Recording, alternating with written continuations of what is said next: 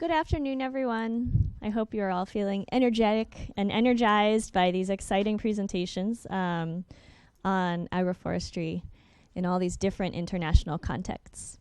Thank you for the introduction. Again, I'm Aliana Piñeiro, and today I'm going to talk about agroforestry systems in Ecuador, but really based on this crop.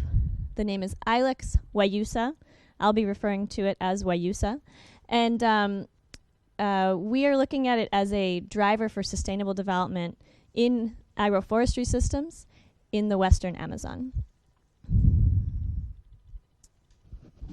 So just to give some context about where we work, Runa works, so this is the map of Ecuador here, and we work primarily in Napo province in Ecuador. This province ranges from 300 meters above sea level to 1,200 meters above sea level. And really in the higher elevations goes from pre-montane forest all the way down to lowland wet tropical forest. And it's a non-seasonal wet forest, so we don't have very defined seasons. It rains a lot. And you can see here some of the dots that you see here and all along here and all up here. So this is going sort of up in elevation, and this is coming down in elevation. And here is a close-up. These are the communities that we work with that grow Wayusa. There are almost 200 communities. So to give some context, in the Ecuadorian Amazon, indigenous people wake up before dawn to drink Wayusa with their entire families. They discuss their dreams. This is a very important element of their culture. And they plan for the day ahead in their farms. Perhaps they'll go fishing. Perhaps they'll go hunting. And generally, one Wayusa tree is grown by a family's home. This is so that they have easy access to the leaves early in the morning. And a newly married woman will often take a cutting or a clone from her family's Wayusa tree at her childhood home and bring it with her for her when she gets married with her new family. Wayusa has been domesticated by the indigenous people of the Amazon, and it has been cultivated by these cuttings for so long that the plant's ability to reproduce sexually has greatly diminished. And we really haven't seen or been able to prove that it can reproduce with seeds on its own anymore. So there are many examples of agroforestry systems in South America. Some others in the Western Amazon region are silvopastoral systems with cattle pasture and trees for timber and shade, coffee and cacao or cocoa, agroforestry systems with sort of more intense crop systems, and then maybe a little bit less diversity, maybe some plantain for food, subsisting farming, and a few trees for shade and for timber. But these systems that I'm going to focus on today are traditional agroforestry systems of the indigenous people of the Ecuadorian Amazon. There's a word that we call them is chakra. Now, the chakra is the Quechua word for farm, and it's used all throughout South America, but specifically in the Ecuadorian Amazon, it refers, excuse me, I'm speaking too fast. It refers to the forest gardens where the indigenous people have their subsistence crops. So typically these are farms that are less than 5 hectares. And you can see here we have yucca. This is a typical farm, and this farmer is actually one of my friends and one of the leaders in the cooperatives. We have yucca here, yucca, manioc, cassava, has many names internationally. And we have plantain here. So these are their subsistence crops. There's a tree here. I think this is a timber tree, and right kind of around it you can see that there's a palm as well. There's other fruit here, palms, and also sort of low, like peanuts and beans as well are grown in these systems. And so these types of systems have existed. The people have farmed like this for many, many years, for hundreds of years. But really in the last 15 years, they've added some cash crops. So they've added some corn, they've added cacao, naranjilla, which is sort of a citrusy fruit, and coffee, and really had sort of limited success with these crops, with varying yields and really low prices on the market. They're coming from a disadvantaged point as farmers in terms of negotiating with the market. And so most recently they've introduced Wayusa, a plant that has always been in their chakra for family consumption, and is now being introduced as a new cash crop. So we're intensifying the production. Now, Runa was started in 2009 by two young people from the United States, and they went to Ecuador and tried Wayusa for the first time and realized that it had a lot of cultural significance. It was something that people had in their forest gardens in small supplies, but it really had it could have an appeal to international markets. And so they came with this business plan and decided to commercialize this crop. And so currently, Runa has 2,900 small-scale farmers. Over 95% are indigenous. There's exportation since 2010 to the US and also to Canada. And now a new market is being created in Ecuador as well.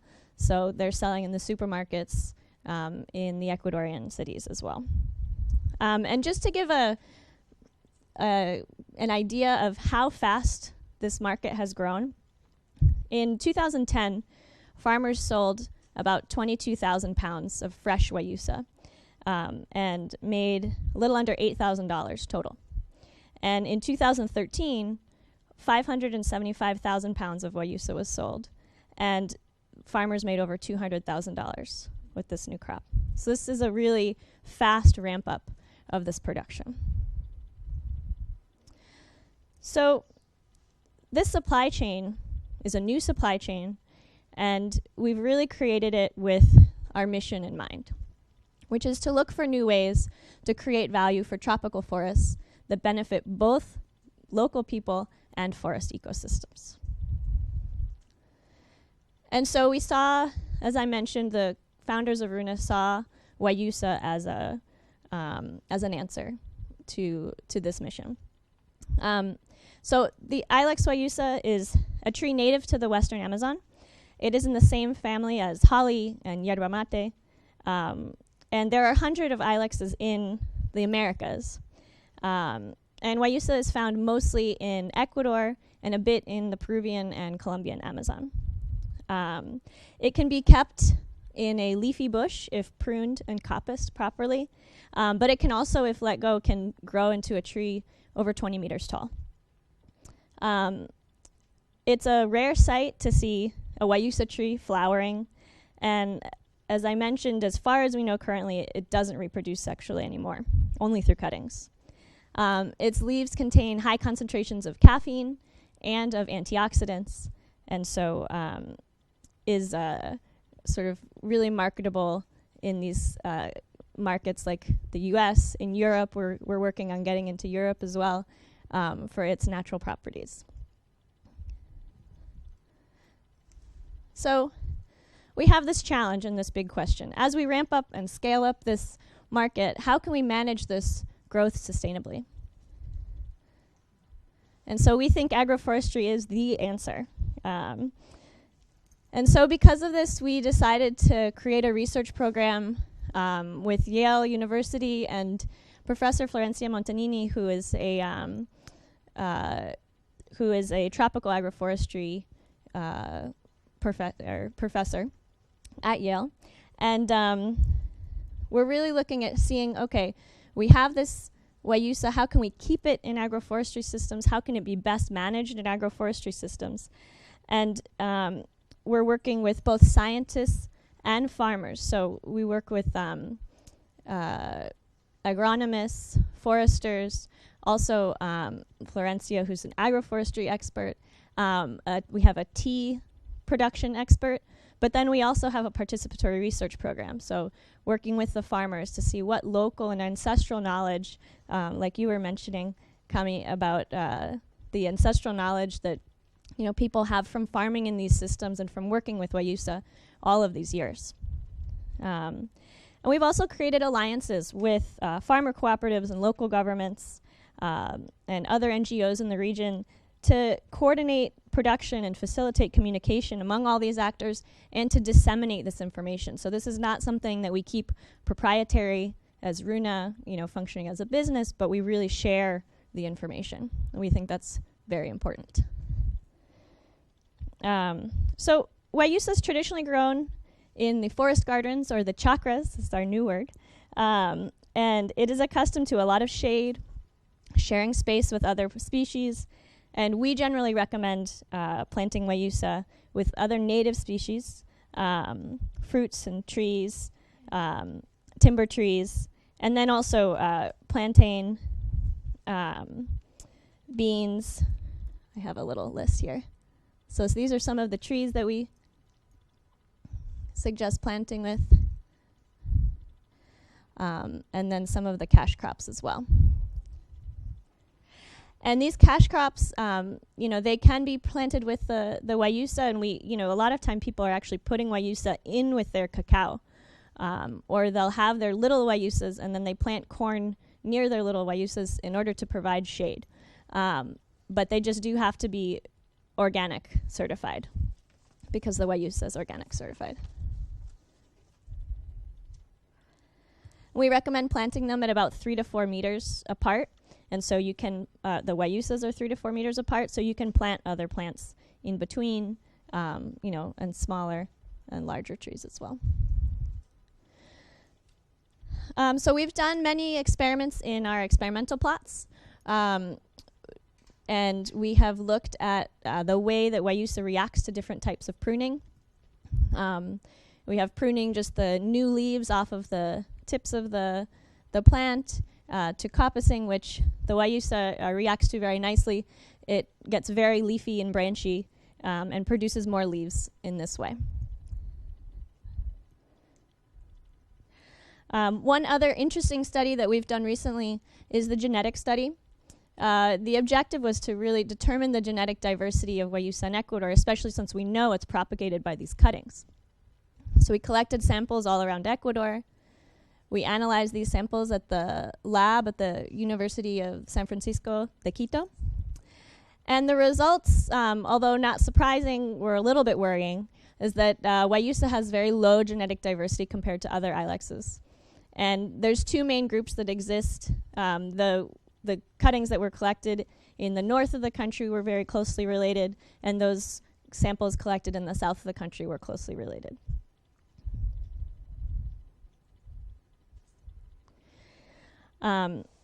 Just going back to this. So given this shallow gene pool, we believe it's really important to work in mixtures of species in order to create the most ideal situation and atmosphere for the Wayusa. So this is a drawing from our manual of best practices. The one with the pruning techniques was also a drawing from our manual of best practices, and that's a publication that we have created with our both scientist partners and with our farmer partners in order to disseminate information about how Wayusa can be best grown. This is an example of species mixtures that can be used. So there might be corn, there might be plantain, some trees here, and then the Wayusas, and then peanut or beans for nitrogen fixing properties.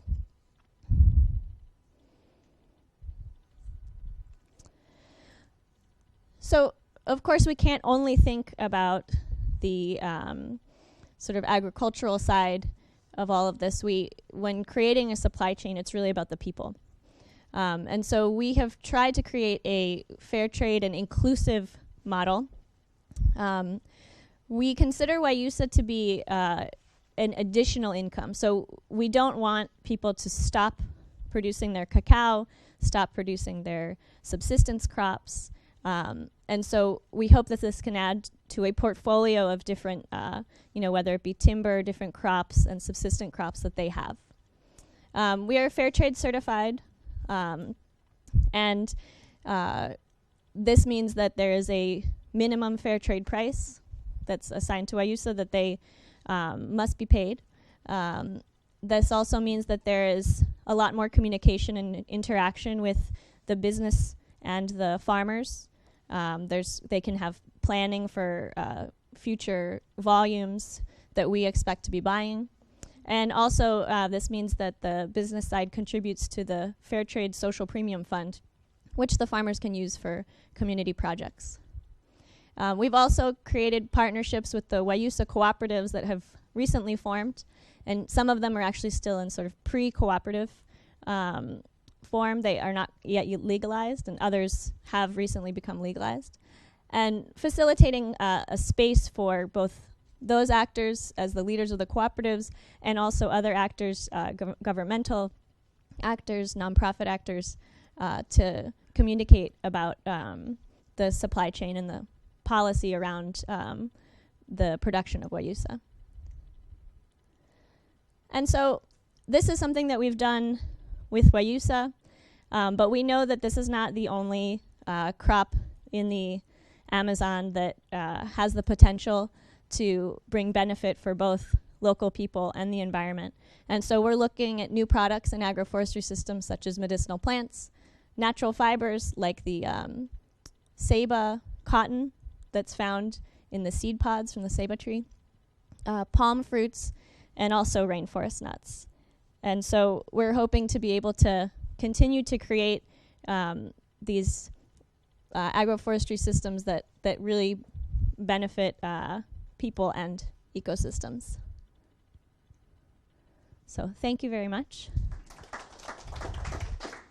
I appreciate your attention. Very good. We could listen to Runa's foundation's work with the commercialization of a market process and how you do that. That's very important also to incorporate into the discussions this afternoon and also tomorrow. So, and we do have time for questions as usual, so please feel free. Golia Kimanzo from the Salvation Army. Thanks a lot, Aliana, for a good presentation. What is the land tenure system like in Ecuador? And does it have any influence on how quickly farmers adapt or sort of get into the kind of a new initiative that you have? That's a good question. They're generally global land tenure, so a community will organize and they have a global land title, so they don't have individual pieces, although many times they'll be sort of allotted an individual piece in order to farm on, but the actual title of the land is with the community. So this can, there's sort of ways around this. So for example, if someone wanted a loan from the bank, which is something recently that they're giving to initiate Wayusa production, you can get a $2,000 or $3,000 loan from the National Development Bank, but you'd have to have your land title to say, I want to take this money out. And so in order to do that, the bank has certain measures for community members to use so that the president of the community has to call an assembly of all the community members and say, this person wants to take out a loan, should we let him?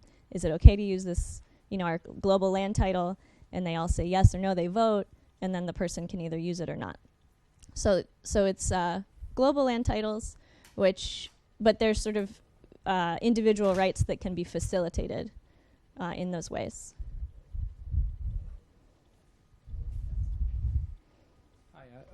Claes Andersson from Chalmers here.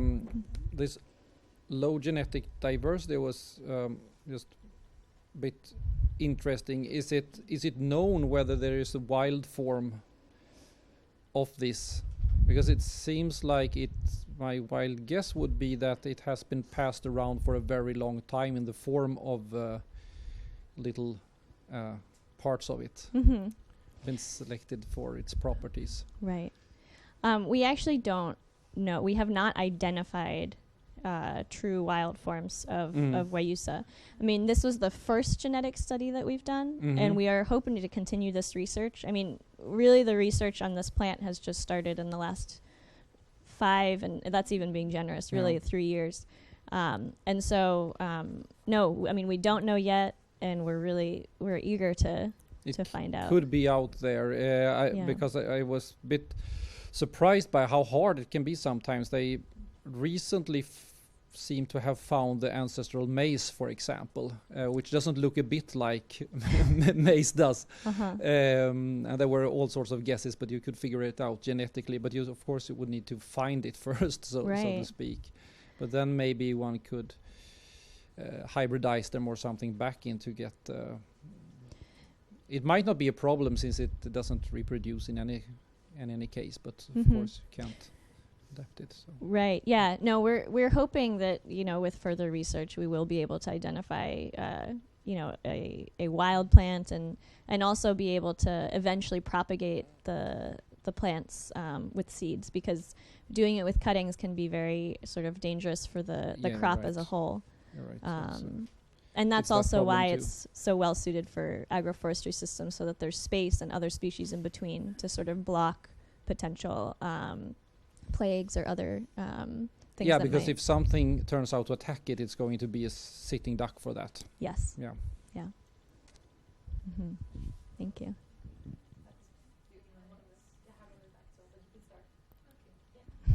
Just correct me if I'm wrong. What you said was that these are community lots, so they're not individual gardens, are they? Sorry. Yeah, no, they are. So they're managed individually. So sometimes in a community they'll have forest land, and that forest land will often be managed on the community level. But then these agroforestry plots that they have generally are allotted. So if you go to the man who had his back to us, Modesto's plot, that's his plot. Now it's within the global land title of the community, and so he does not have a piece of paper that says it's his, but he manages it as his own, and it's recognized within the community that is his. So would his son have title to it? Yes, sort of. It does get passed down that way, but again, there's no actual titles. But yes, then the children of those people who have been managing that land, then they receive. It goes through the family line. Yes. Yeah, it's an interesting question. Okay, Madeleine Ostwald from Vocali. You said that this was seen as an additional income for the farmers, and that you wanted to keep it that way. Right. Do you have any estimates on how much the earnings are compared to the regular earnings? I mean, what kind of influence is an additionality in real terms, or just in what way? Yeah, well, that's a good question, and something I actually realized that I left out is that there's not really a lot of history of agriculture, and I mean, I think I said a little bit, but just in the last 15 years, some crops have been introduced, and really it was subsistence before that, and then there's been recent petroleum exploration in this area, and so I mean, so in the studies that we've done. An annual income, the average annual income of a farmer is about $1,600 per year. So this is they work with a very low amount of cash in general. Many people, because of the level of poverty in this area, are getting a government stipend per month. And so that's about $50 per month that they receive. So that's $600 in a year. So if we say that people receive that $600, and there's about $1,000 that people receive, maybe from selling mostly cacao, chocolate, some coffee, although the prices are really pretty depressed right now and people aren't paying that much attention to that production, some timber as well. And so per family, the average for 2014 up until August was $120 that people had made, and that's only up until August. But we can say it'll be, I don't know, about that for the year. And that, so if you look at that, it's a little bit less than 10% of how much money they are making per year. And it's growing every year because the yields are increasing as the plants mature. So I think, it's still an additional income. I think eventually it'll become more significant.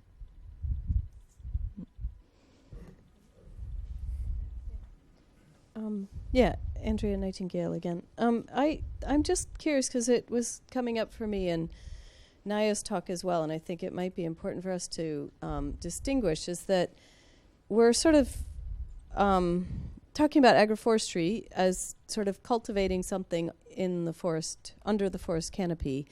And certainly like in the Nepal case, they're allowed to cultivate medicinal plants and like the shrub that's used for handmade paper in forest lands, and they're being encouraged to, but they're not allowed to cultivate food.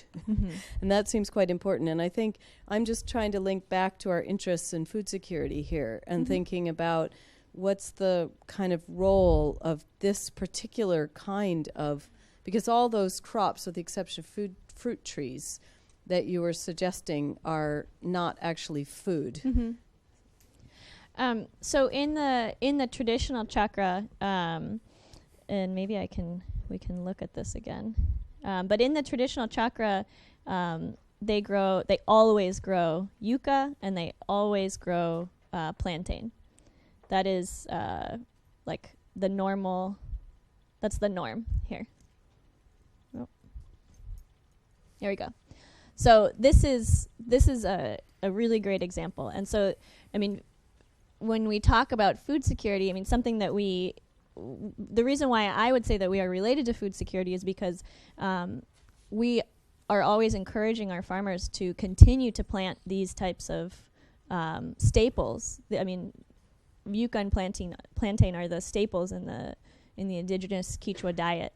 And so we definitely encourage we encourage them to continue to plant these. And I think, we're, along with fruit trees and even some hunting, although in these systems, unless you're close to a forest, you don't see that much game anymore. But we really, we're encouraging them to continue their subsistence farming alongside the production of this food, and that is something that is very prevalent. Henrik Brundin via Agroforestry. Thank you, Aliana, for a very nice presentation. My question is around the commercialization and market development. How much trouble did you have in developing this Runa tea for the US market, going through regulatory processes, food agency and things like that? It was the easiest market to get into in terms of actually just placing our product on a shelf. And this isn't about consumers buying it, which is a whole other marketing challenge, but actually getting the permits to be able to sell in a particular country. The US was the easiest. The regulatory sort of hoops that you have to jump through are not too complicated in the US. In Europe, it is very complicated. We are still not able to sell here, and we have been trying to get the GRAS certification here in the EU. And so we haven't been able to get that yet, although we're sort of closer. And even in Ecuador, where this plant is native, it was extremely difficult, and it took us about 2 years to get certification to be able to sell and get the certified food product to be able to sell it. Quick follow-up. So it is safe to drink this tea, I guess. I mean, people have been doing it for very many years. But what did you actually have to do to prove that regulatory-wise? Even though it's safe, you have to do something, right? Right. Yes. So you have to do some chemical studies, and also, and I wasn't so much part of this, but I have seen some of the studies. I think that they fed it to mice to make sure that the mice didn't keel over, and they just had a lot more energy and were excited. But yeah, there were some we couldn't just sell it right off the bat. And unfortunately, the history of consumption, by native people really doesn't count for much. I mean, they really need to see, laboratory tests to be able to allow it.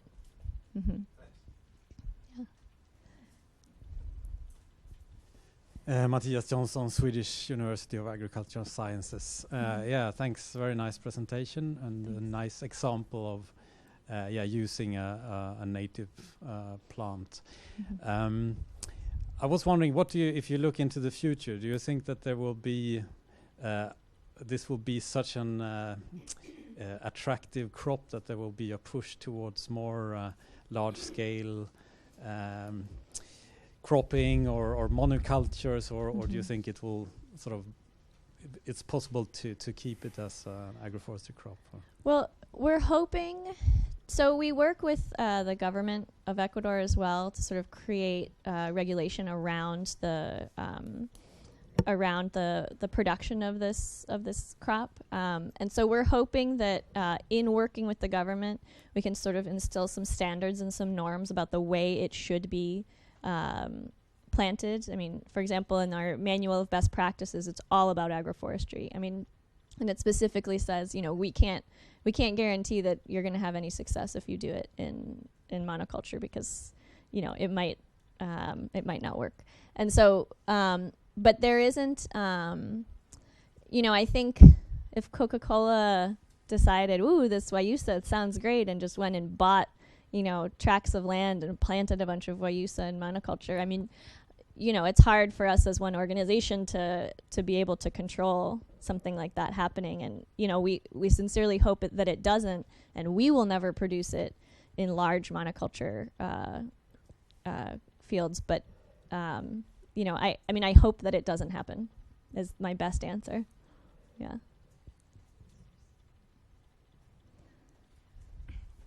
I'm Ekaterina. I'm from SIANI. I would like you to elaborate a bit more on something you mentioned earlier, is the consumer marketing challenge. Because there is a lot of this indigenous crops initiatives that exist, but they are not getting out there. And I think it would be very interesting to hear your experience about that. Yeah, so I want to just pull up this slide. So you can sort of see the way that it's marketed here, and it's hard to see what it says on the bottle, but I'll just point it out. So it's Runa, which is in Quechua means person, or fully alive person. And underneath here it says focused energy. And then it says 50 calories. And then it says, hibiscus berry Wayusa tea. And then it has the marks, organic and fair trade. On the side of the bottle, which you can't see, there's about 2 sentences that explains where it comes from and that it is grown by indigenous farmers. And so we do include that in our marketing, but nowhere on the front of this bottle does it say that. And this is what a consumer is going to see on the shelf. And that was sort of a hard decision to come to, because originally we really wanted to lead with the story and say, this is a crop that you should be interested in, or this is a product that you should be interested in because, it comes from indigenous farmers in the Amazon, and because it has this history of, being drunk during dream interpretation times. But we found that people weren't not enough people were interested for it to be a viable market, for it to be a viable product and really grow the market. People want to know that it has 50 calories. People want to know that it has more caffeine than a cup of coffee. And so those are the things that we also have to talk about. That it's a focused energy, that it's got lots of antioxidants, that it's, that it's organically produced. And it's fair trade too, just in case you care. I care. I think you guys care. But we found that in order to reach sort of more consumers, we've had to really focus it on the benefits that it can provide as an actual product that you consume. And then for those who do care about, the conscious consumer that cares about fair trade, that cares about the story, the indigenous backstory and the dream interpretation and all of these things, they will also appreciate this product. But we've found we'd have to cast a wider net.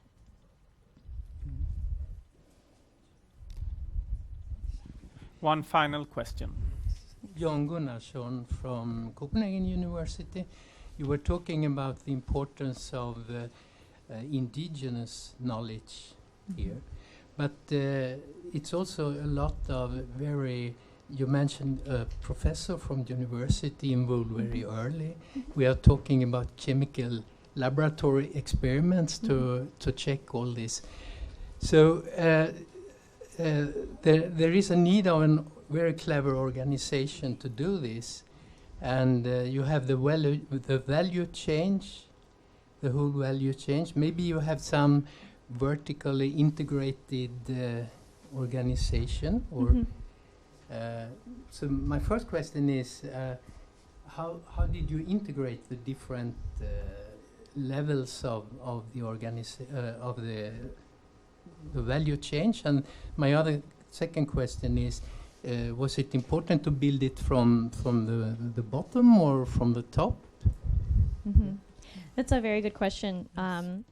And we started at the local level in Ecuador. We started because you can't, you need the product first before you can even try to sell it or have people buy it. And so the local market, the farmers were even confused about why we wanted to buy it. Our owner, who's a sort of tall, blonde American guy, speaks very good Spanish, would go with one of the field technicians, this guy Silverio, who was one of the sort of indigenous partners that we first partnered up with.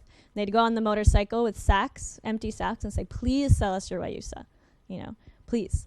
And so, it really had to start, it was a sort of sale on the side of, convincing the farmers that, please sell this. Like, we're thinking about starting something big, and we want you to be part of this. And then eventually, as we were able to secure more partners, indigenous partners in the communities, people who wanted to be members, who wanted to sell the Wayusa, who wanted to plant more. This is a small Wayusa seedling here. Then we were able to really focus on the creation of the market. But first came the establishment of the network of farmers and the logistics of kind of making sure the quality is right, making sure that we can, export it properly, getting all the permits, and then kind of the external market.